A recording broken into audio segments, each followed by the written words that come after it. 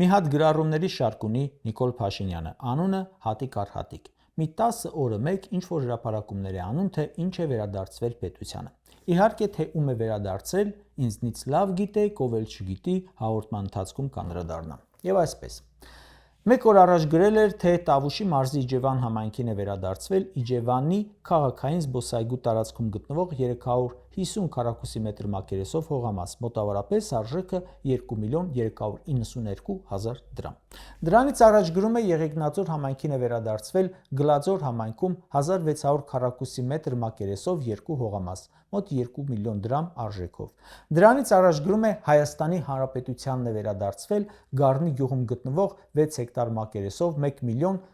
դրամ արժեքով հողամաս։ Այնպես էլ գրում է Հայաստանի Հանրապետությանն է վերադարձվել, կարծես Ադրբեջանից է հետ բերել։ Իդեպ, դատախազությունը, որ 10 քառակուսու համար քրգործ է հարուցում, հետ է բերում իբր այն 200 հեկտար օկուպացրած տարածքից քանի մետր է հետ բերել։ Թե թշնամու զավթումները քրեական հանցագործություն չեն։ Վերադառնանք Նիկոլին։